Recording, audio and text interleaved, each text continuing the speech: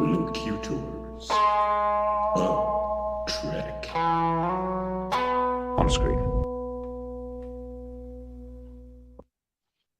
Hello and welcome to the Trekle Trunk here on Locutors of Trek, a subunit of Live Long and Good evening. Podcast. And here in the Yes, what right. we pulled out of the Trekle Trunk tonight is 4, or you could say more like 3 and like a third. A bit. 3 and a bit. Yeah. Comic Yeah, books. 3 and a bit. We're Just a titch. we're rushing to catch up to the current. We're getting there because the Day of Blood is upon us. Indeed. So we'll but before we rush too fast, I'm Dave. Across from me here in our virtual space is Davan. We are your Locutors of Trek, a.k.a. Plain Simple Tailors. And welcome back. It's nice to be here again. I'm sipping a beautiful whiskey given to me so generously by the co-cutor across from me, Slancha. Indeed. No, this is no Synthale. It's the real stuff. So your honor is running pretty high. But what if I told you, Dave, that there is greater honor to be found for all of those who follow the red path? Ooh, it would be a tempting thought for any young Klingon who's lost their way after the Dominion War. I think it's an interesting problem we found here, right? Like I do like the bringing back of Kahless the Unforgettable. He does work in this sense, right? Because even in his first appearances, he had those insecurities, you know? He did. So we are here to review 3 and a bit of issues. We have Star Trek number 6 from this very year, Stardate, whatever it is, year 2023. Star Trek Defiant number 2, Deep Space Nine, Dog of War number 2, and Prelude to the Day of Blood, which is just part of the 3 free comic book day entry from Star Trek. So Indeed. We'll get warmed up for the Day of Blood, which will certainly be upon us next Trekle Trunk. I'm looking forward to those stories. Let's say we start with Star Trek 6, written by Jackson Lansing, Colin Kelly, art by Ramon Rosales. I got a nice cover here. Sounds great. Data and Spot. Gotta love that. I like Spot's little smile there. Yeah, he's a good boy. Oh, right, Spot's a girl. Right. Never mind. Yeah. Good girl. Good kitty. Good kitty. True. We know that because Spot snuck out one evening and, let's just say, things happened. Indeed. So we're picking up on Star Trek 6 if you haven't been following us, or a refresher if you have, is Sisko has come back from the Celestial Temple to track down the God Killer, which turned out to be Kahless the Unforgettable 2, Kahless the Second. Yes. Let's not mix that up. Because I feel very strongly that there is a very, very large difference between those two, which will come up in our readings here tonight. So and I think that's an interesting question they do spend some time wrestling with, which I think is to the credit of the stories. And what's worse is that Kahless has got a hold of what seems to be an orb of the prophets and has weaponized that thing. So we pick up, I think, we pick up down on the surface of the city ship. Yes, indeed. Where we had left the last going off with Jake unconscious or perhaps even dead on the ground. Yeah. So, and Data, of course, captaining above in the Theseus. Love that. The USS. I love this USS Theseus. I got to tell you, like, Scotty and come to find out Balana's little pet project. So that's fun. Oh, there's a lot of things I want to talk about in these issues. Let me a little opening thoughts here. I know I've been saying this Sure. every week, but I've been warming up more and more to this story the more we read it, and man, am I hooked now. These 2 issues were really good for me, and so was the Prelude. So, right on. A little spoiler alert there. Like, I would love to see this as a movie, not so much a series. This is like a movie or like a 2-part. Oh man, and once you start to get a good look at the whatever kind of creature that city ship is, especially that wonderful splash page where it really starts doing its thing. Yeah, I would love to see that on a big screen. That would be great. So city ship is coming alive. Yeah, and I think it's hurtling toward Earth, isn't it? Yes, indeed, because it said last issue that it wants to inflict pain upon. Somehow it isolated humans as its target, because I guess they were. Was it humans who were living on it? I don't know if we learned that, did we? No, but they were messing around on the surface when it woke up. And so it had most proximate contact to their minds, right, and caused it pain. So it's like, you caused me pain, so now I will cause you pain, right? Yeah, and so it's associated, I think, all of its pain, but there's a funny was primarily induced by Kalis. Yes, yeah, and then they ran, which I think is kind of elegant, right? Like, yeah, Kalis makes a big mess and then promptly leaves, and he'll let somebody else deal with it.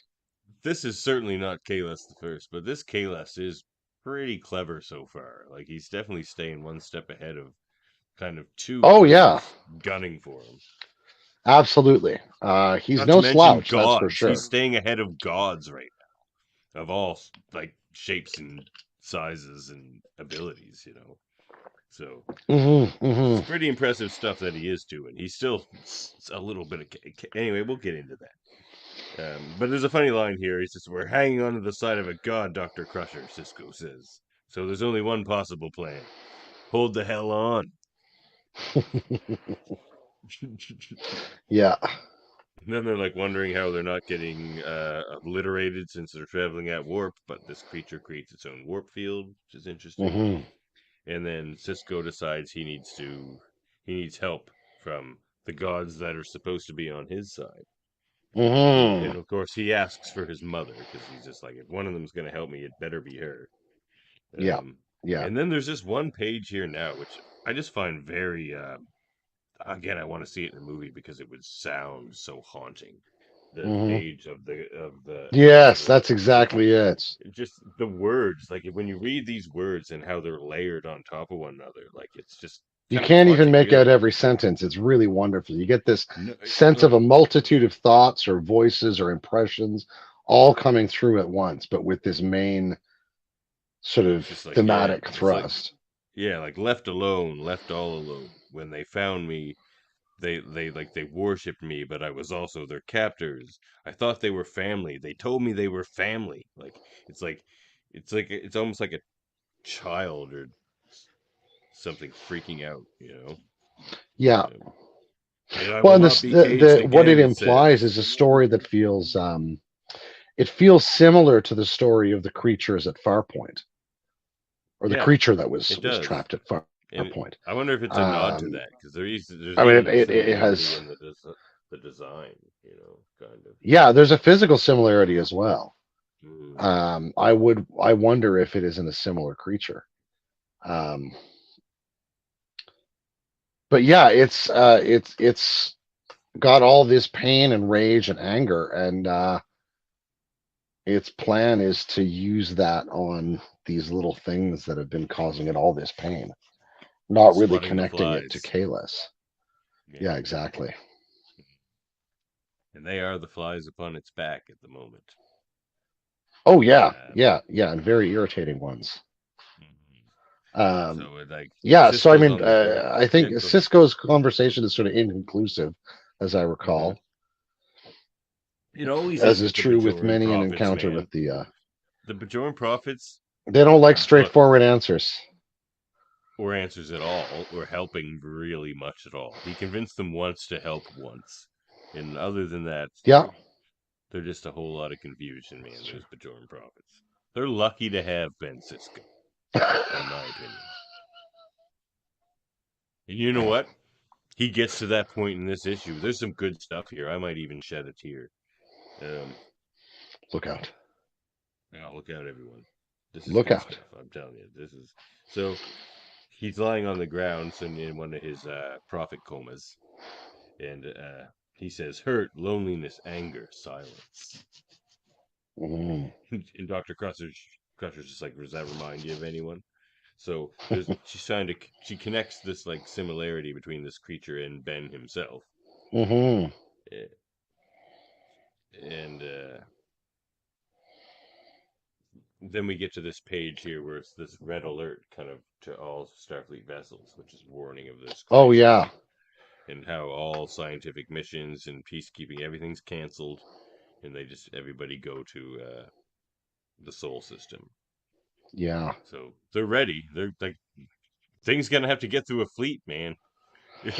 Yeah, I mean, they've got to kind of, they've learned a lot of lessons from Wolf 359, you know? Yeah. And I wonder what sort of fleet it would really run up against. You know what? It sounds like it'd be a they good learned those membership. lessons, though. It's good that they learn those lessons, because Sure. too many times Unfortunate Starfleet how gets they caught learned with- it, but yeah. But think of how many times we see Starfleet with just not enough ships in the right place. Like, so much. Sure. You think they could afford to make the ships, or maybe it takes time. They're huge and complicated endeavors, but still, it's just like they always seem to be caught flat-footed on the amount of ships they have. Yeah, they really do. Certainly, it feels like they're really like the dynamics of something like the post-war drawdown in various armed forces in the West seems kind of implicit in it, right? Like there seems to be a cycle like that for Starfleet. Like when things are going okay, there is. They don't really build ships so fast. They put more time into research, into development, into like exploration, and then again they get caught with their pants down. And like, oh jeepers, let's mobilize into a full scale production economy again. But yeah, you're right. Like that always takes time. Like by TNG season 2, Starfleet was, the Romulans could have came in and really did some damage if they wanted to. Starfleet was pretty complacent by like TNG. They seem to be, yeah. And yeah, then they were pretty comfortable. Worlds happens and things start to change. Yeah, absolutely. Yeah. They start ramping up for the Borg and then the Dominion. Yeah. So they're getting shot at, or like there's this creature creates spatial distortion. And that's affecting planets. It's affecting, of course, the Theseus. And so they're trying to deal with that. Yeah. And then Data, Data. They execute a great maneuver where they bring less harm to more planets, but that's about the most they can do. Yeah, that's about all they can do. And Data's just like, yeah, that's cool though. Do that. Like that's better than nothing. And then Data says to Mr. Scott, he's just like, Mr. Scott, please activate the Theseus's classified propulsion system, because the problem is they can't go fast enough. Yeah. To keep up with this creature. Their max is warp 9.9. Yeah, and Tom's just like, look, we're about to hit transwarp, and like, look, y'all don't want to be salamanders. I've been there. I still have salamander kids out there that need me, and I'm not there for them. Yeah, so, they're on some planet out there. They're out there. Gosh. They'll be very skilled and talented little salamanders. The offspring of Tom Paris and Captain Janeway. I mean, come on. Oh man. Did I say Catherine Captain Janeway? You did. You did. That's pretty funny. That sounds like an excellent way of addressing a captain, though. For some Throw it in the species. middle. Yes. Why not? Jean-Luc Captain Picard. Yeah. Awesome. Catherine Captain like Janeway. You know what we're doing? It works. We'll do that next writer's room if we ever get around to it. Oh yeah. Writer's room's coming back. That's a good segment. So it's Scotty denies it instantly. He's just like, I don't know what you're talking about. Oh yeah. I did not It's know like, what no, you're no, talking about. They I just went like, through look, every file. every time I step on a ship, I read everything about it and everything in its files. It takes me 2 minutes. Why wouldn't I? Like, Exactly. seriously, I'm an android. Yeah. Yeah. So he says, like, normally classified marker would deter most, but he's like, whereas my best friend is a decorated warp drive engineer. So it's like, he has an interest in these things and he can understand these things. Oh yeah. Um, And then he's just no, like, I yeah, forget what they call Torres it. was Is working on the it for months. And Tom's just like, whoa, what do you mean Torres? Like B'Elanna Torres? This was her pet project? And he's just like, yeah, laddie. If you were nice, she was going to let you design the bridge canopy. Like, that's all Tom gets, man. They do this whole ship and Tom gets the bridge canopy. Which they didn't even can't give get him. no He must have not respect. been good. No, he must not have been behaving. That tracks. Seriously. It does. No, For Tom Paris. Let's be it honest. does. I mean, clearly, like, we'll see in the next issue, B'Elanna's not quite behaving either. So, well, it's, which No, tracks. also true. Those two are like the ultimate, just like disaster couple that they work together Oh, they because really they kind have of like careen through cohesive life. disasterism. You know, Yeah, yeah. I love them. No, They're they're great. just like their life is like billiard balls colliding. It's awesome. But another funny nod at or kind of poke at Tom Paris. Scotty's just like, yeah, I've been telling people for years that transwarp is a dead end. It's like, salamanders, but like, so we call this proto warp, Proto warp. That's right. which interesting So we're not doing ties quantum into slipstream here. We're not doing that stuff. We're doing So what does it what's tie this into? Prodigy. In Star Oh, Trek right. Prodigy, they use proto warp. So nice little nod there. Oh yeah. So I wonder if Scotty designed the But this proto is a stuff. proto warp Oh drive man, that's my only head's going to spinning give now. them. My head's spinning. It's only going to give them a certain amount of time, though, right? This proto warp drive, as I recall. Sure, likely, but how much Yeah, proto warp do you need to get where you're going? it's pretty fast. Likely so. Yeah, yeah.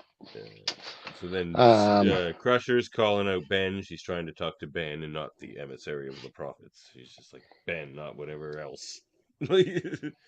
And she mhm. tells him how, like, he needs to act now, but he also needs to act in the interest of his family and, like, appreciate that moment because she lost Jack without ever getting to say goodbye because she just got a notification. Oh, by the way, Jack didn't make it back.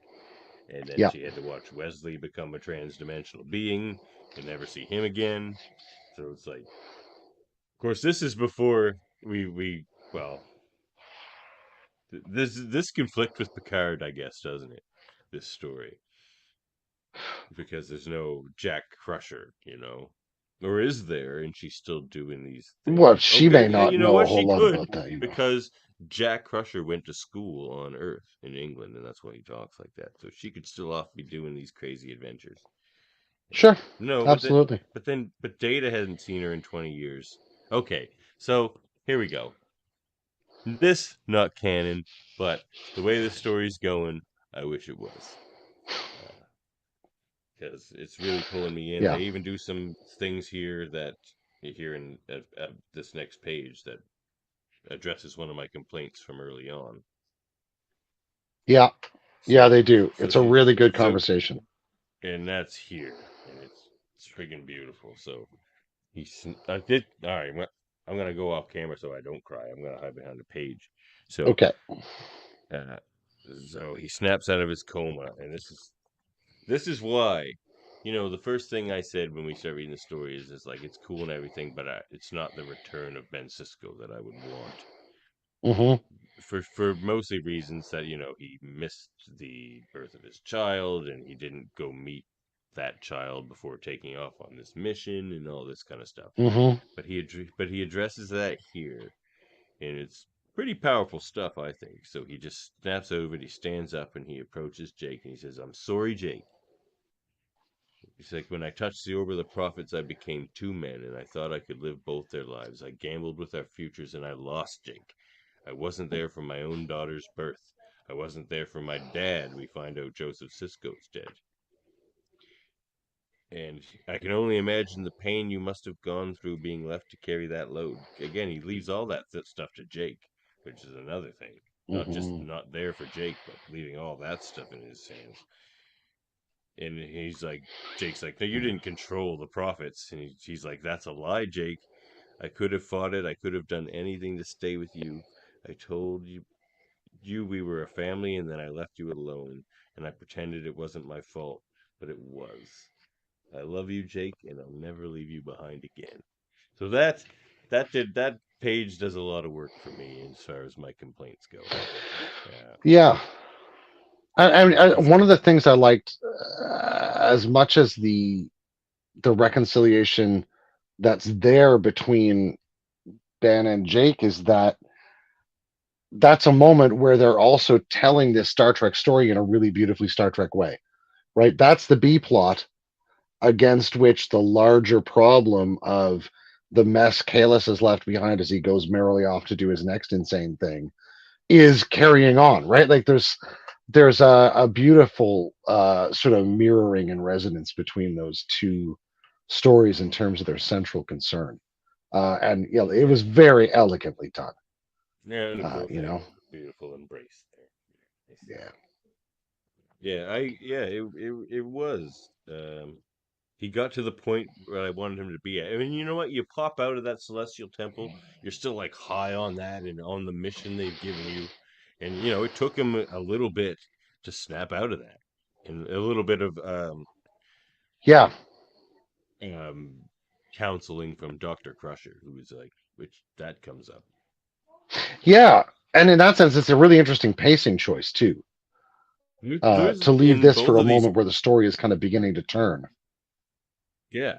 Yeah, it is interesting. Throw that great dramatic moment into this hardcore action, what would be an action sort of tension moment. Yeah. Yeah, very interesting. This is good stuff. I'm telling you. It's got a great structure. Yeah, it's a well-told story that way. You know, another thing is a lot of the character combinations in this and Defiant I'm really enjoying. And one of them is the Sisko. I enjoy Sisko and Data, but I really like this Sisko Crusher relationship a lot. There were times on Deep Space Nine where he could have used a person like her. I mean, Dax was sort of that, but he has so much kind of weird back story with Dax. It's different and stuff. Yeah, she's a unique character, Dr. Crusher, and doesn't get her due, I think, a lot of the time. Well, she gets a really interesting role to play here. Mm-hmm. Yeah, I do like that. As she did in Picard season 3. That's true. Yeah. What was that? Yeah. So then the creature that they are on was listening the entire time, and did feel some sort of connection and kinship with Ben Sisko, and Sisko realizes that. He's like, "Oh, you were listening," and the creature says to him, "I understand." So backs down. The creature backs down. The fleet backs down. The fleet was all ready. Fleet was coming in, gunning. Yeah. There we've got. It looks like a Picard season 2 fleet where they all seem to be the same ship.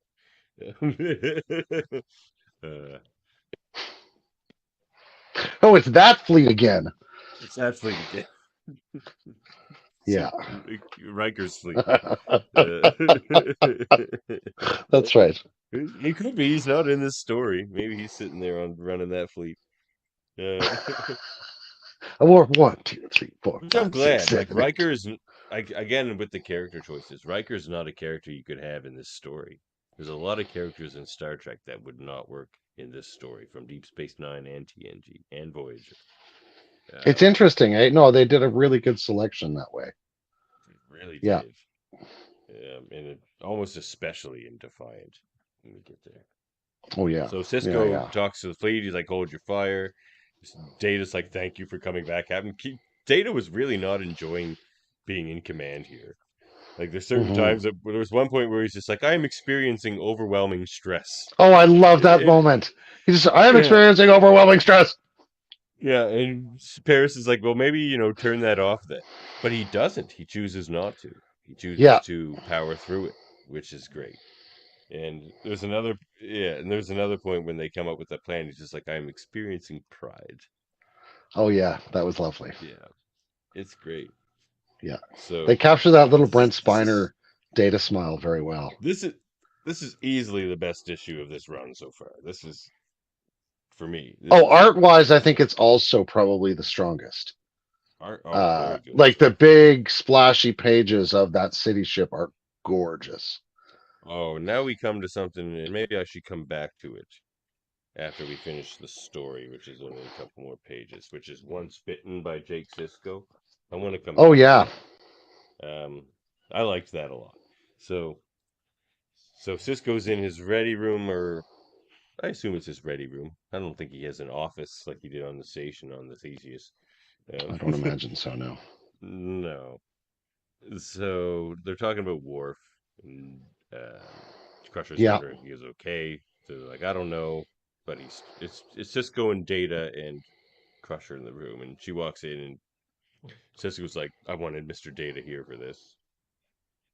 And this is where he mentions, because again, she helped him a lot out during this series so far, as far as like just processing his thoughts and kind of getting back to himself. And he, a promotion for her, wants to make her second officer behind Data. Yeah. And she's just like, well, I'm going to continue to push you. And he's just like, well, that's absolutely what I want. that's what I want. Yeah. Yeah. Of all the captains, he appreciates that the most, I find. Yeah. Well, he got such wonderful doses of that with Kira. Yeah. Yes, exactly. Kira. And he had to get used to that at first. You got to learn to like it with Kira, because you're not going to get anything else. No, you're not. You're not. I love Kira. She's got one of the greatest character introductions of the whole thing, which is like, and what do you want? What do you want? Well, you want the office? That's what he's like, yes, well, you know. But first I was going to say hi, and then take the office. Oh, man. So good. But Sisko's speaking to his crew, and he's just like, it's a pleasure to serve with you, and we're going home. So they're headed to Deep Space Nine. We're heading home, baby. We're heading home. As you can see, here on Locutors, a Trek, that is also our home. Indeed. Well, it's a little different. We have a giant microphone at the top of our station, but still beautiful pylons. I think of it more like a hood ornament, Yeah, well, but yet functional. When the That's chief true. is on. If the chief isn't there, not functional. So, what do you think of that issue? What do you think, or this story, where it's going? Well, again, I thought this was a really elegantly written issue. I liked it that we got a pause from sort of being freaked out about the fact that Kahless was showing up, because that's a big splash of the last couple of issues. So we kind of get a bit of a breather from that. It's good, but like you get to take a different turn in the story, even in the midst of this very high action, right? And I loved the development of the relationship there between Jake and Sisko, but also, as you said, between Crusher and Sisko. That's really interesting. She's turned out to, I was wondering what kind of role she was going to end up playing in this story, because she sometimes did get sidelined in TNG and didn't always get the best plots. For most of it. And this is actually a great place for her to be. And really harnesses her character very well, I find. And she was the most interesting choice. Like the rest of the choices for his crew make more obvious sense. And it's just, at first it's like, why is Crusher there? He probably doesn't need a doctor. He could have got any doctor. But he respected her experience and her opinion. Maybe it was between her and Pulaski. That's why he wanted her. It's always between her and Pulaski. Always. That's right. But I forgot. Secret rivalry that's shaping Starfleet. let me quickly get back to this Once Bitten by Jake. Oh yeah, this is a beautiful thing. So this is this may be the best single page in the whole issue, honestly. It's lovely. I'm not going to read the whole thing, but it's like I don't know where what you would call this. What would you call it? It's like an article. I think this would be like an article he's writing, like a little editorial piece, or like a reflection or that sort of a thing. Yeah. You know, like a column, like it's his column piece. You know, something that would be in Reader's Digest or something. Yeah, right. Like, because that's kind of what he does. He becomes sort of an essayist, journalist, but almost in the sense of like journals themselves, like that classic meaning of like a travel log or a journal of that variety. Like the captain of a ship. So yeah, he seems. Yeah. So it starts off, and it just starts off. He's like, when I was young, I was bitten by a wolf spider. And then he gets into that, and he talks about how he killed the spider out of fear. He's like, not out of self-defense, because the deed had been done. I could have just let the spider run away. He wasn't going to bite me again. But out of fear, I killed the spider. And he's like, he's thought about that for 20 years. And I can relate to that. There's a lot to relate to here. Like I've often think of like a bug I killed 20 years ago by this is good stuff. And he says he felt that he was left behind by the momentum of the world. In that our culture was too quick to move past our shared trauma. But these days, I find myself considering that trauma doesn't need us to dwell on it, just to make sure it's remembered. Just like the spider's bite, it creates a moment that cannot be forgotten. Even if we hide from our truth, the truth remains. Yes, I was in pain, but I also let that pain control me, and to define myself, but not the other, was to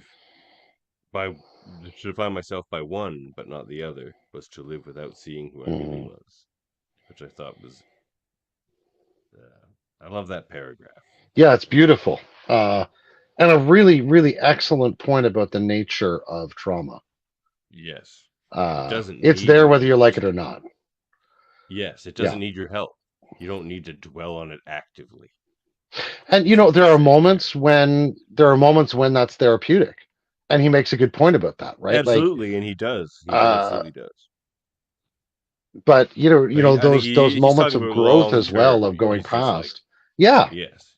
He's like, there's a moment. There's a wonderful this moment he's talking about is the moment where he stops actively focusing on his trauma. Yeah. There's a really wonderful theory of grief that was developed in response to, the sort of now kind of cliche, 5 stages of grieving or whatever it's going to be, which they're very pop culture, but they don't keep up with best practice anyway. But these guys developed this different model of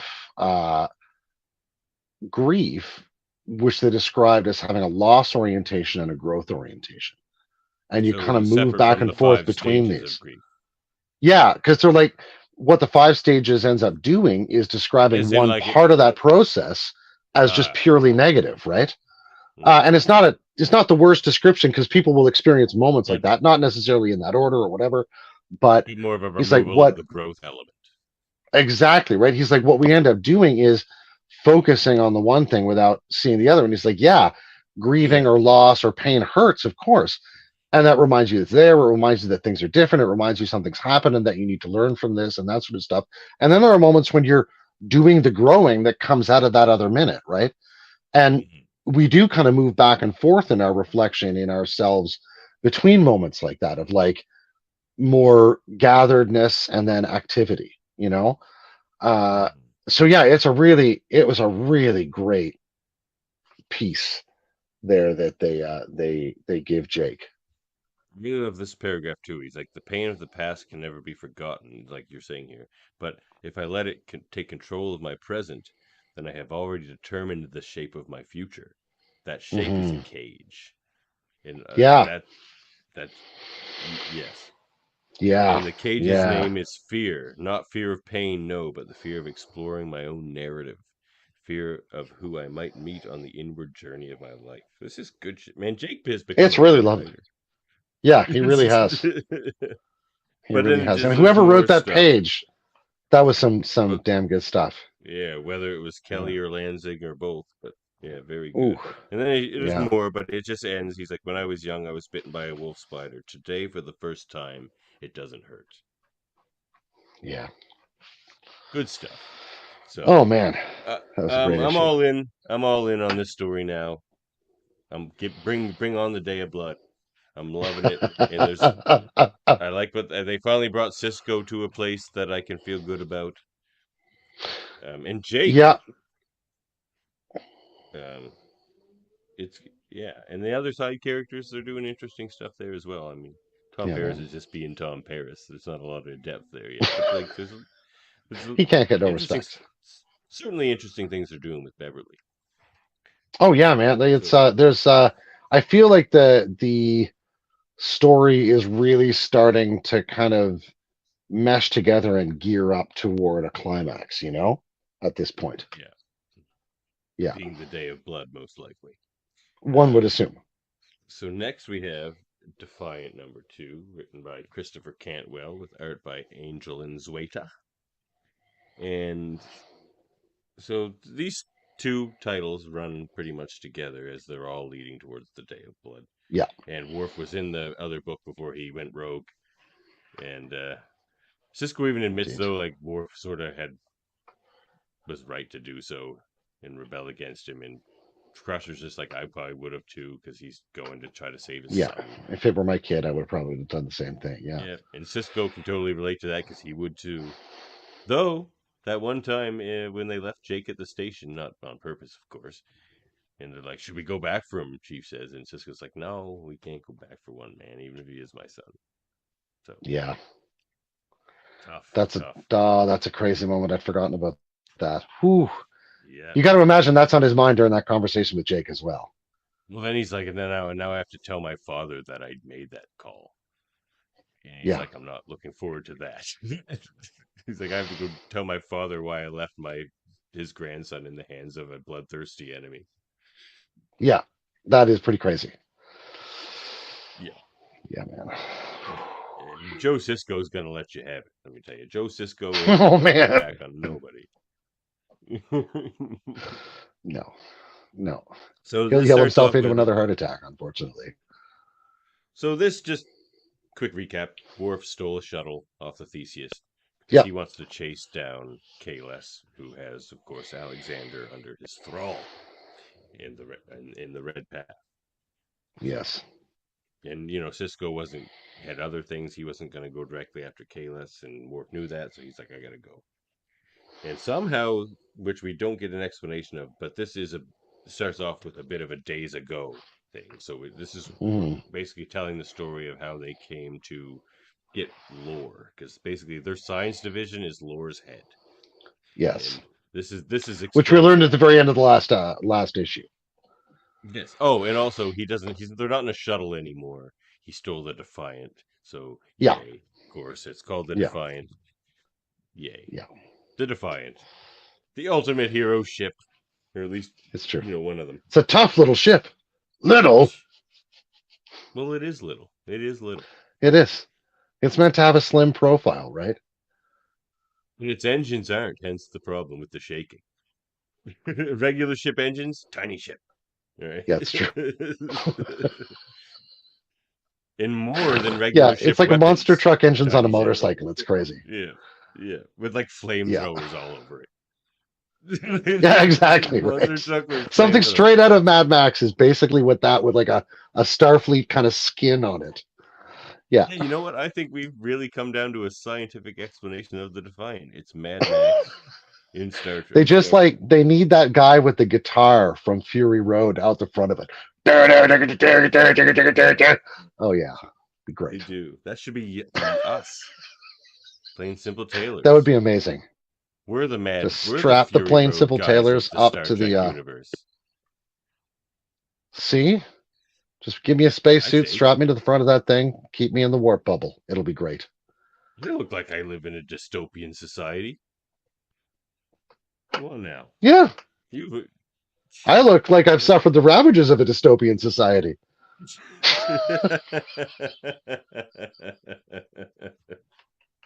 I'm all grizzled. My ears are grizzled and my eyes are gray. Oh, got man.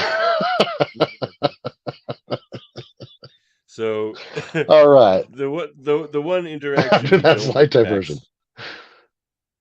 the one thing we don't get backstory on yet is how Spock became to be Worf's first officer.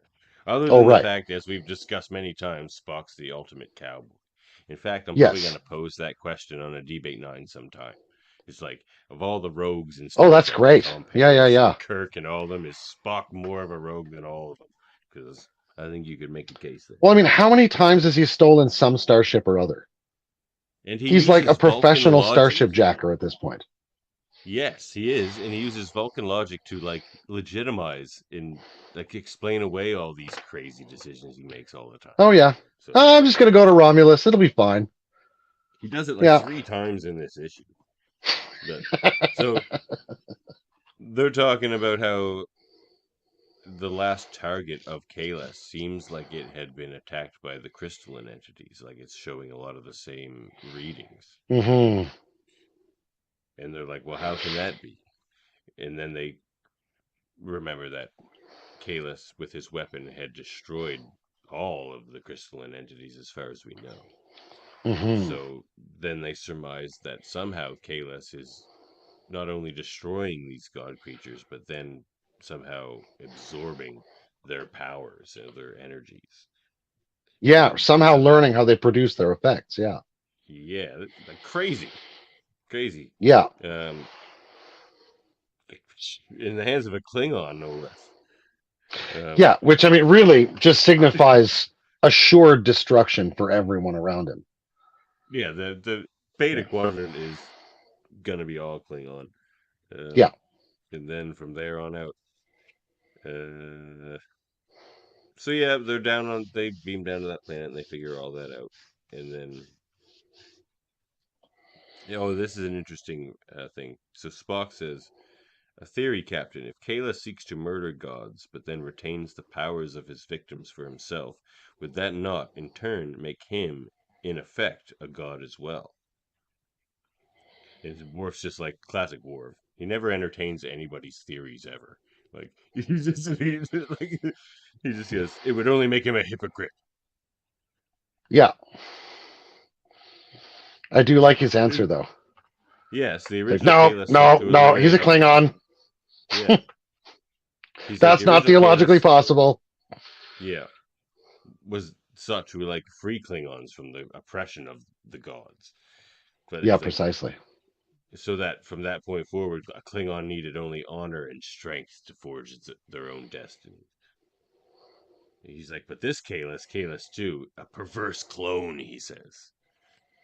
That he made the friggin' Emperor. So Worf, this is what this is. This is Worf is not just going after Alexander, cleaning up his own mess. Yep. There's a lot of messes here. There certainly is. He's like, he's warped their theology into a power-hungry, like, rampage. Yeah. Spork's like, but if he's not a clone, is he not the perfect copy of Kahless? Now, this is the really interesting question, yeah. Yes, it's like, does that not logically mean that the original Kahless was also a false prophet, and therefore less noble than religiously believed these last 1,500 years? So he's like, well, maybe it's not that they're different, it's that you guys don't remember Kahless correctly. But yeah, I don't know. We read that Klingons issue, and that Kahless was awesome. I don't know. That Kahless was awesome. But I mean, it's not that he wasn't power hungry by his own goals, but they seem to be at least more noble and less. Well, I mean, I think what we could say is that Kahless was very much a living, breathing Klingon, But for him, what the question is what is it to truly be Klingon? I'm not sure that Kahless is asking the same question anymore. I think Kahless is asking the question, am I really Kahless? And is always going to be asking that question. Yeah, this is the expression of that. He's going to do something crazy. Yeah. galactic. He's like going to you, finish the project, because, sort of, right? mm, But it's like a and you weird know what? final solution for the gods. It's crazy. That's almost what he had to do, though. Worf, man, this is your fault, man.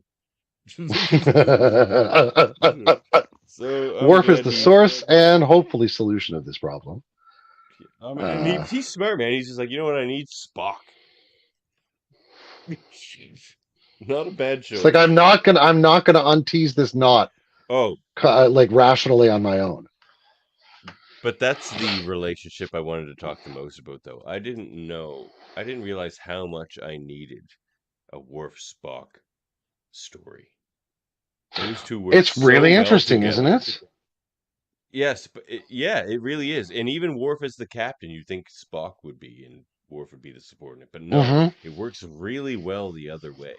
And I'm surprised It really at how does. well, and how much I'm enjoying their interactions, and how much they feel natural, and how much it's Well, and really it's interesting because it partakes in that logic versus passion problem that's Worf, always been one of the core aspects of Spock's character. But Worf's not Kirk, like in Worf's any more logical way. than Kirk. And Yeah, Spock even points out in this issue that like Worf's decisions thus far have been logical. Like Worf, and in is some ways, logical. Worf is more honorable than Kirk. I think, like he's more interested in that because Kirk will absolutely lie to you or deceive you at a drop of a hat if he needs to. He's perfectly I happy will, to, and he'll laugh all the way home. You know. Yeah, absolutely. And I will quote and try not to shed a tear the great Jean-Luc Picard and say, when he says to Worf, "In fact, I think you are the most honorable man I have ever known." And I think that's true because of all the characters we know in Star Trek, he is the most concerned with it. Absolutely. It's like the way he moves his feet in front of himself. You know? Seconded by probably only Jean-Luc Picard. Jean-Luc Picard is like the second to Worf as far as concerned with honor, which is why he made a good Chadich, and he makes a good. Oh yeah, it fits in well with the Klingons. You know, yeah, very much. In a way. With that aspect of them, certainly. Yeah, so that formal I like ritual. This. Yeah. So Spock says he cannot. Basically, they have a problem because there's a problem that needs to be solved. Spock knows how to solve it, but they don't have the time to do so, and it's involving the crystalline entities and how it's meshing with the Klingon technology and so he's like, Spock's like, admittedly, that's time we do not have. So Worf just looks at him. He's like, so you're saying we need a mind heavily studied in crystalline entities that moves even faster than yours? And Spock's like, yes, Captain.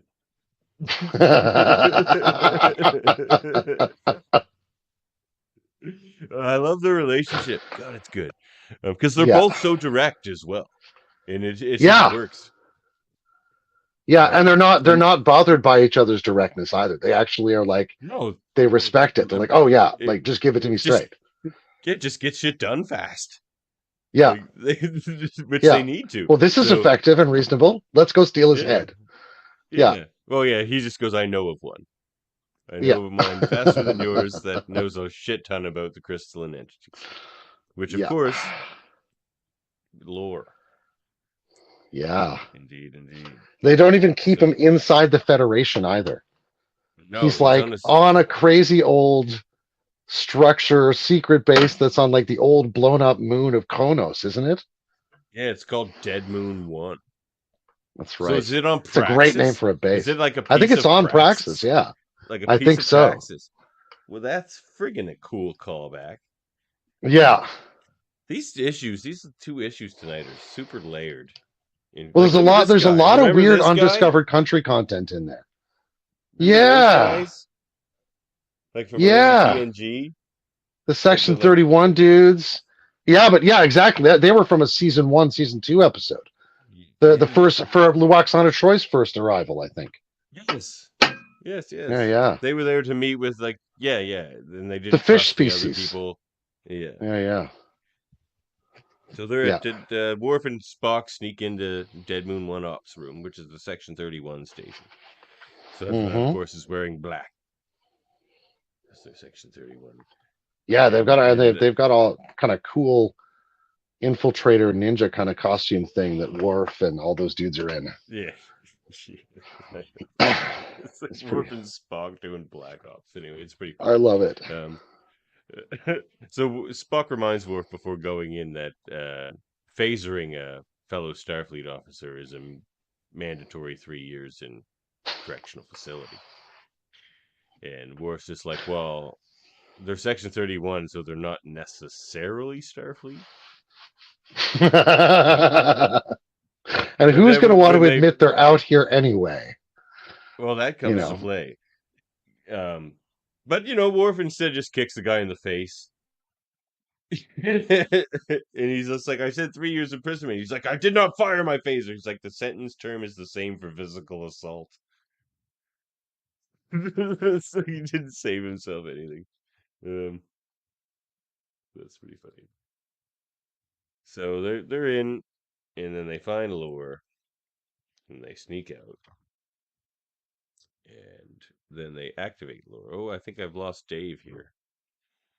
Can you hear me? Well, oh, and we're back. Oh, you're back. I can hear you now. Hey, you froze up there for a sec. Oh yeah. So they snuck out with Lore, and they activate Lore, and the first thing Lore says is, I love this. Is Lore? What do you think the first thing Lore would say after all that shit he's been through with like Worf and the TNG guys? They activate him. He's just like, I mean, maybe I should start with, I'm sorry.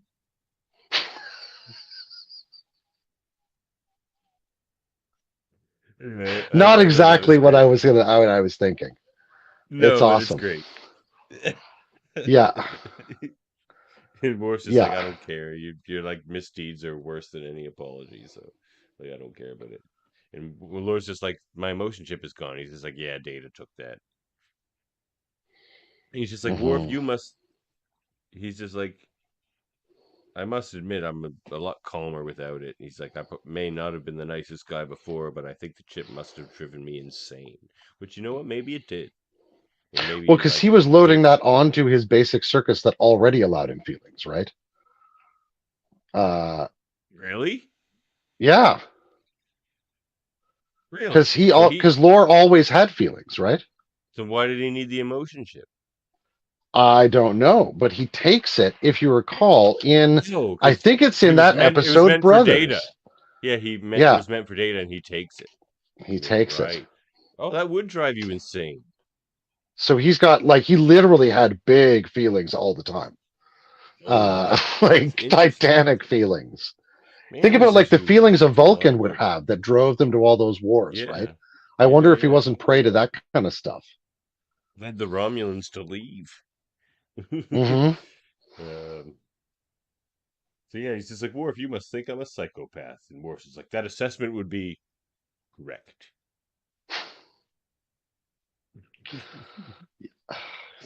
Not a good guy. And Lore's just like, you shouldn't have powered me back on. And he's like, yeah, but we need you for a thing.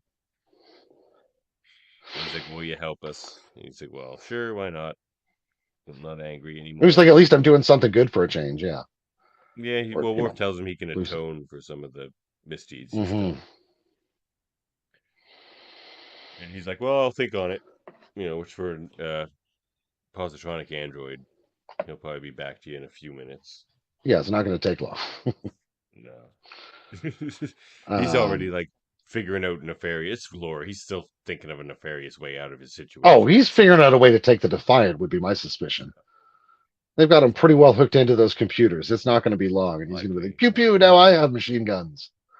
Worf's going to be far too confident in the emotion chip being gone. He's still Lore. I think that's why Lore said it straight away. Like, I may not have been the most nicest guy before. It's like, no, you weren't. Lore, you suck, man. May not have been. Yeah, that's a non-apology apology if I ever heard one. Yeah, I may have a certain grudge against Lore myself. But... Yeah, exactly. Yeah. So then Worf and Spock get back to the bridge, where, of course, the rest of his crew, B'Elanna and Ro-Laren, are at the bridge, and they've come upon a minefield. Yes. And Worf's plan is just like, just punch her through. Yeah, just like drive straight through it. Like Ro's like, he's like, Ro, find us a hole. She's like, there is one, but like, it's like a needle and thread. He's like, find the needle then. It's like Sulu, fly it apart then. Maybe that's a callback. Yeah, Anyway, Worf really is not so worried cool about the image condition there. of the ship at Like, all. there's explosions all around them, and they're just like within, like, out of the range of those explosions, and they do take damage. Yeah, He's one like, assumes there's sparks and things coming off consoles everywhere. And then they come upon Kahless's ship. This This weird is the looking Scarab. thing. That's No, the this is folks the that they Orion got ship. it from. Yeah. Yeah. No, this is the Orion ship. Yeah. Yeah. So because they need to make a deal with the Orions, and that's why he got Ro in the first place, because he needs like somebody they would believe stole a Federation starship. So she has to pretend that she's done this and pretend that she's sort of like an Orion pirate herself, which is interesting because last time Ro had to pretend to be somebody, she got all in on that cause. So basically, Ro in the next issue is going to be an Orion pirate, because we all know Ro can't be sent on a mission to pretend to be something and not become that thing. That is true. That is true. Yeah, she was sent to. Am I yeah, crazy? That's true. No, Like, no, hey, she was literally sent to pretend to be a real Starfleet officer. I'm a Maquis! Right? Now you're in jail. Now go back and pretend to help out Starfleet. Oh no, I'm Starfleet again. Yeah, it's yeah. She's she's impressionable, that one. She's quite impressionable. Yeah. So, I think she may be a sucker for a good cause, or what appears to be a good cause as well. So B'Elanna was kind of pissed with that whole thing. She's just like, dude, like, fly right into it. Never seen that strategy before. I actually have a kid and family, so like, maybe don't fly right into it next time. Like, yeah. And I love how her and Ro hate each other. Oh, B'Elanna has no time for Ro Laren. And Ro thinks like B'Elanna's not even a Maquis. She's like, you're just like this green Maquis who, like, as soon as you join the Maquis, got whisked off to the Delta Quadrant. Like, what did you ever do for the Maquis? Like, that is amazing. Yeah, man, that's a cool. Like, again, good character choice. Like, that's a really interesting dynamic between those two. Yeah. And Torres is not going to put up with that for 1 second. Spock is remarkable. 2 violations of the Treaty of Algernon in 3 days. Because they fire on. Yeah, they're using that cloaking device all over the place. Yeah, they fire on that ship first because the ship didn't buy any of Ro's stuff. They just like fired up their weapons. So they fired first. So then they believe Ro. They're like, all right, well, Federation wouldn't have fired first. So they're after the transponder code. Of Kahless. So they can follow him. Kahless. Yeah. Yeah. Which means his ship, the Couve Vo Kahless, means honor the voice of Kahless. Yes. So they're like, well, what do you have to offer for this transponder code? And Worf and Spock's just like, trilithium. And they just like cut the feed, and they're just like, dude, what? And the B'Elanna's like, yeah, what? And Ro's like, yeah, what? Like, we don't have trilithium. Like, what are you talking about? That's just crazy. We definitely don't have like, it. I love the page of. Yeah, but they don't know that. There's a 1-pager in the issue that talks about the laws pertaining to trilithium, and anyone with more than 0.031 nanograms is subject to serious legal sanction. Like, you just can't have any amount of this stuff. 0.031 nanograms like 10 times. They're just like, yeah, I know. They're like, this is a very specific amount, people. Yeah, like, do not mess with 0.0.3232 nanograms. Oh my God. That is too much. Critically too much. Way too much trilithium. What are you doing? Making a weapon? But so they're saying that they've got trilithium on board. Yeah. Except, it's an obvious lie. And B'Elanna's just like, I never thought I'd live to see a lying Vulcan. Like, there's no trilithium. And he's just like, yeah, well, like, they don't know. And that's great, because then they can't make a weapon out of it. Like, Spock's logic is hilarious. So I they're know, like, he's like, well, I've so- just included in the premise that we are going to rip these people off. yeah. There's no point not ripping them off. So let's do that thing. Let's just take that code, get out of here. Jim Kirk was here, he'd be all for it. Yep. He already would have beamed And over. he might have a quick dalliance with a Orion female. Oh, gosh. Yeah. His shirt would be ripped half open at this point for some reason. Those were the days. I like this, though, where they're explaining the ruse, though. They're like, masking is in place. Their tricorder readings will detect high-grade trilithium inside because they're taking over a box. And Rose is like, well, what if they open it? He's like, then they will find our rocks facsimiled by our replicator. They will find our rocks facsimiled by our replicators. Sealed in clear field containment holding boxes, tricorders will still read at correct levels. She's like, well, what if they open the boxes? He's like, then they are stupid because trilithium is highly toxic.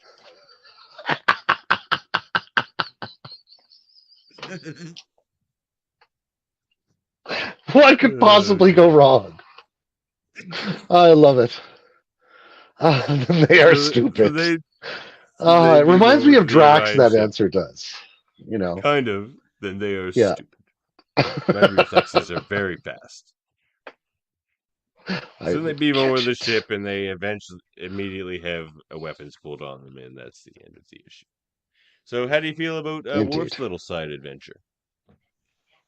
Oh, this is great fun so far. This is like absolute crazy-ass cowboy diplomacy foolishness, and absolutely fits Worf as a captain and Spock as a first officer. This is a great ragtag band of misfits story. Yeah, I'm having fun with this one so far. Even. Yeah. Lore even. Yeah, like they actually managed to make lore there in a way that kind of works. You know, when I first saw that splash panel, I'm like, oh, this might be shoving in one too many people from the old days. But it's actually like, it's not the craziest reason to have them around. Yeah, they need a fast brain that knows the crystalline entity. Like, I can't believe that worked its way into a story, but it did. Yeah. So worked great. Yeah, all in. Get us to the Day of Blood. But we're gonna sidetrack from this story a moment. No, you know to what? A very charming tale. Let's with very high content of Vic Fontaine. So we don't break up the storytelling. Oh, Prelude first. So you're we keeping have me Prelude. from Vic. Sorry, we'll get back to Vic in a moment. Prelude to the Star Trek Day of Blood, written by the writers of the Star Trek series and the Defiant series, with art by Mike Feehan. I'm not sure how you say that. And it's just an interesting little story that we can speak on quickly. So there's this Starfleet captain who's beamed down to this big event down on Konos, where it seems to be at the what do they call it? The Three Bridges place. Three turns. Yeah, the Three Bridges place. Yeah. Or some kind of a facsimile location, right? Yeah. I wonder if that's not like an architectural thing on Konos or on Klingon worlds now, that you'd have like important buildings around a three-pointed square or something, you know, like our plaza. Three-pointed square. I know geometry real good. It's a Lobachevskian square, damn it. We make things go. That's right. We look for things to make us strong. So I really like this character, first of all. Yes, he's interesting. So he's attending the event with looks like a Klingon acquaintance or someone who's leading him around, escort or guide or something, right? And it's a massive event, clearly. There's like tons of people there. He calls them like Tarak or something like that. And they kind of come out a shuttle at the start. So he's been invited down, is my suspicion, or asked to attend. Yeah. His name is Volkor, yes. And this captain says that he's telling Volkor that he grew up using because his father used the word Klingon as a slur. Because his father would have likely have fought in the Klingon Wars. had that Quite possibly, sort of yeah. bias. Yeah. Growing up in the days Like a before lot there of was a peace. yes, indeed. And he admits that he did as well. And it almost got him washed out of Starfleet because he couldn't let go of that hatred. So then he says he wanted to learn more about Klingons and their history and stuff. And then by doing so, he expunged himself of the hatred. So now he is here to see this event as kind of part of that, I guess, part of that journey. Yeah. It's kind of one of his life projects, right? Is to continuously overcome the impulses of that early formation for hatred, right? Because it'll find its way to come back if you don't keep it out. Yeah. And I think that's a really great place. He's like, I made this a practice in my life. Yeah. Yeah. So yeah, it's a crazy rally. They're talking about killing sort of Kayla's Day almost. Yeah. But then these ships come in that they say have the shape of a Romulan vessel, but have Klingon weapons, which is interesting. If they do, they kind of look like a Valdor class Romulan vessel. They do, yeah. Closest to anything.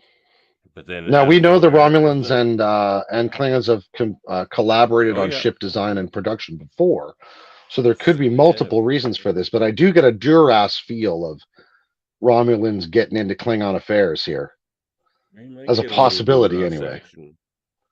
Yeah. So then, maybe he purchased ships from them. Come out of nowhere. Start killing people, which is, of course, the Kahless' Red Path. And they're all like, for the Red Path. And the captain's like, beam us out of here. I guess his crew was down there as well. But they beam him out of there. But before they do, Valkor says to him, he's like, my name is not Valkor, it's just the name of a priest I killed. He's like, I have been the House of Martok, Moog, Roshenko. My father is the traitor Worf, but I am his son no longer. My name is Alexander. So, and I walk the Red Path. Yeah. You're right. Puts a big X on his face. Yes, he does. We were talking yesterday, and you're like, this story has taken Worf down some dark paths. But that's true. But they're taking Alexander down some real dark paths. Like, for as much of a lost soul as he always was, like, he's throwing his life away in this story. Like, he's really, like, he's committed himself to a very, very difficult path here. Yeah. So the captain he's going to be... but it's too late. A single Klingon has beamed aboard the bridge of his ship. And who is that single Klingon? Here he goes. He's like, I alone, the storm made flesh. I who forged the first bat'leth in the fires of Christak, who quenched that blade in his own brother's heart, the victor of the three-turn bridge, the warlord of Konos, the lover of Linkasa, the immortal, the unforgettable Kahless. So Kahless kills this entire bridge crew. But it's interesting. It's like this captain who spent his whole career trying to expunge himself of the hatred of Klingons is now going to be killed by one. And he's just like, well, do it then. Yeah. Like, it's like, yes, Pappy was right. Yeah. I mean, there is that side in Klingons, you know? Yeah. Kahless means to bring it to the front. And then they blow up that Starfleet vessel, and we just see Kahless standing there with Alexander, who he calls his Daval. So I don't know if like he's sort of like some apprentice or... It's interesting, eh? But I really, there's interesting ways, like, because this story to me participates in that same theme, which was present in, what was it, Sons of Honor? Is that what they're called? Was it? Brothers of Honor. Anyway, in the first season of TNG, the first time we meet those, on the three Klingons that stole the little freighter, like this is a theme that's been part of Worf's story since the very beginning. It's sort of like what are Klingons really gonna be? Are they going to be these outward sort of conquerors, or as Worf would say, is the true battle inside the warrior's spirit. Well, that's And a great Alexander's question. clearly taken his choice here. And Alexander asks another great question. He's just like, he asks Kalis, he's like, what is honor, truly? Mm-hmm. And Kalis says, that is indeed a foolish question. But I understand. Faith is most trying in times of turmoil. He says, honor is the air we breathe. Honor is the snow beneath our boots. Honor is ours to make when we walk the red path. A path that ultimately leads unto me, said like a true tyrant. And Mm-hmm. Yeah, very much an authoritarian figure at this point, right? I and only I can save you. Yeah, and then he says, today we begin to teach all our people the true meaning of. So he basically was already sort of in power, but he sort of did a coup anyway. It's like I don't know. They didn't show him Yeah, kill man. Bartok there or anything, so we don't know the situation that No, Martok there'd is. still be a chancellor somewhere, but he's asserting the role of the emperor much more, right? Yeah. Like when the So emperor now pushed against the shogun in Japan over historically. I'll Oh give you your yeah, Vic Fontaine. We'll get our Vic Fontaine. We here we do go. love We our got our Vic Vic Fontaine, Fontaine. Dog of War #2.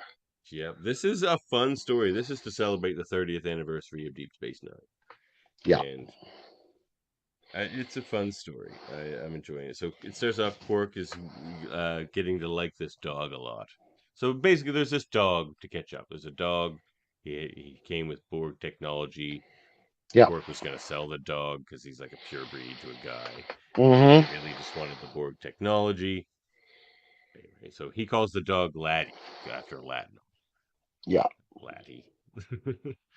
Instead of Lassie, Laddie. Anyway, it's pretty funny. Yeah. And Laddie has had a so lovely time playing on the holodeck so far and all sorts of stuff. Um, there's an interesting nod here. They're looking over this analysis, and the analysis is by, I don't know if you can see, there's a little blurry,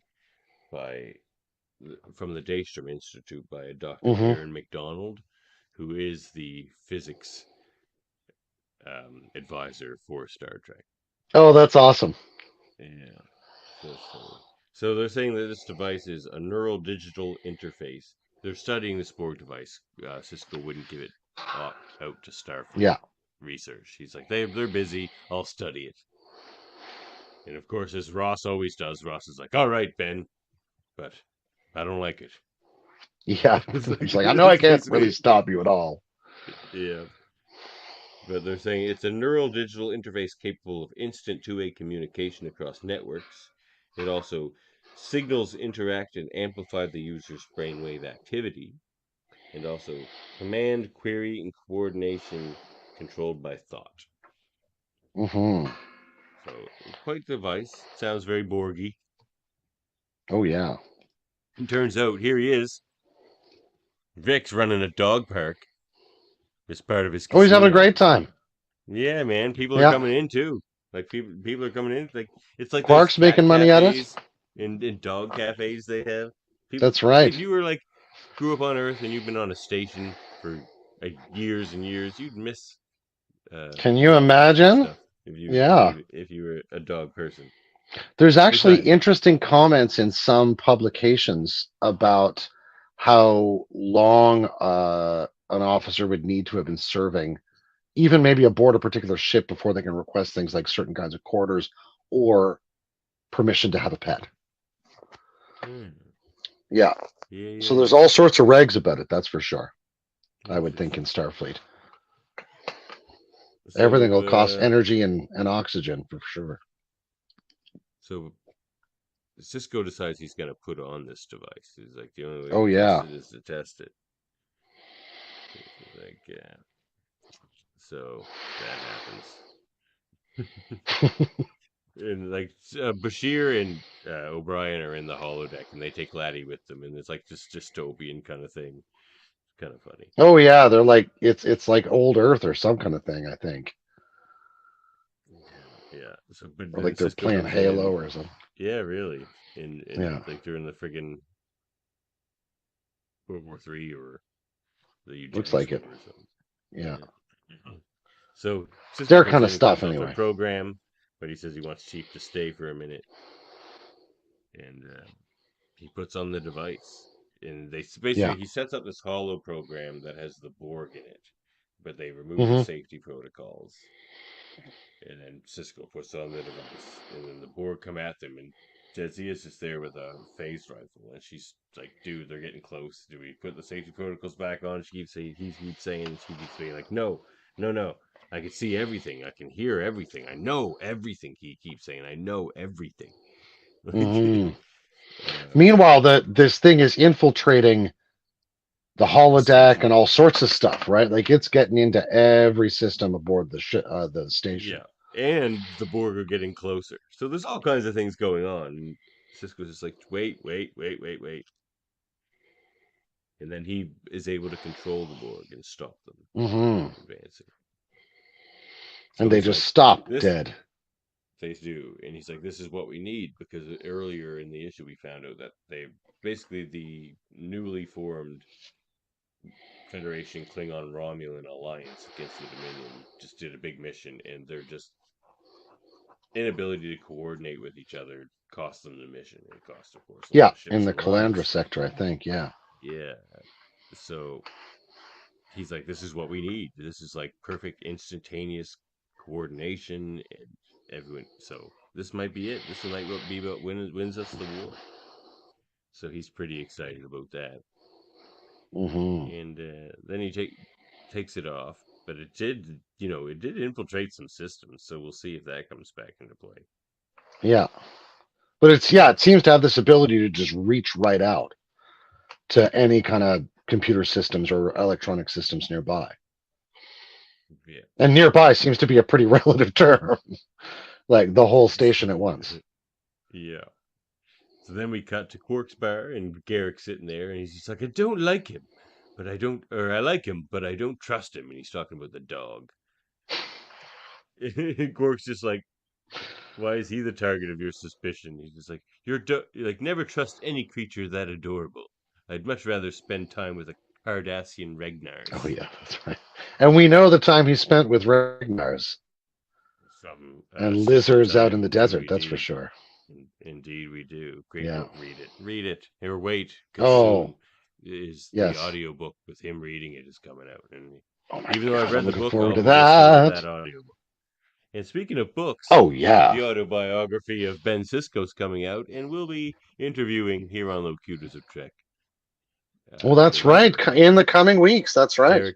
Yes, in the coming week, Derek Tyler Attico. Very exciting. Everyone on this ship loves this dog, or everyone on the station, like pretty much every character at some point has referred to him as a really good boy.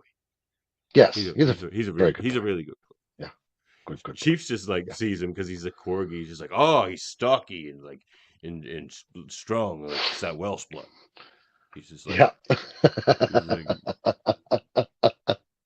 he says to the dog, he's like, my ancestors and your ancestors could have been neighbors. Yeah, that's right. They're all just like sitting there baby talking this creature. It's lovely. Yeah, they love this dog. Pretty funny. Yeah. This is sort of a charming story. This could totally have been a funny Deep Space Nine B plot. It would have been great. Yeah. So then Sisko's talking to Ross, and he's trying to explain the device to him. Mm-hmm. It just cuts to Quark, and he finds out that the person he's talking to, the person who he's supposed to sell this dog to, he realizes it's a poacher. And he's like, they're gonna kill Laddie. And that's right. Yes. So not a lot happens in this issue, but we get to what the deal is with that device. Yeah, we're getting some good setup. Yeah, a lot of clues as to what may be coming, or things that are going to get further expanded anyway in coming issues, I hope. It feels like there's a lot of like Chekhov's gun stuff in this issue. Well, don't forget about the dog. Don't forget about the things this device does. Yeah. That sort of stuff. Yeah. Which you got to have a moment of that somewhere. Yeah. There's a bit of they're building. Probably take off. So I would suspect. Not the super strongest issue for me. I wasn't as into it as like the story's been fun. overall. Oh, it's great. It's charming. But Yeah. I'm a little higher on this lead up to the day. Well, I think we could say this story has yet to get its zoomies. Yes. Yes. Indeed, but there's more issues to come. I believe it's a 5-issue series, actually. Oh, right on. Okay. So That should be enough to brings tell a us lovely to story. a close here for this evening. I think it does. Did you Yeah. know, Dave, that we are part of a united federation of podcasts? In pods we trust. Here at Live Long and Podcast, which we are a division of. Yeah, that's the handsome crew. There we are. Dave with his happy There we are. phaser there. You see there? There on That's the left right. middle. Yeah. What's he doing with that That's phaser? right. I don't know. Where'd you get that, Dave? You're not supposed to have that. What? No. This one's mine.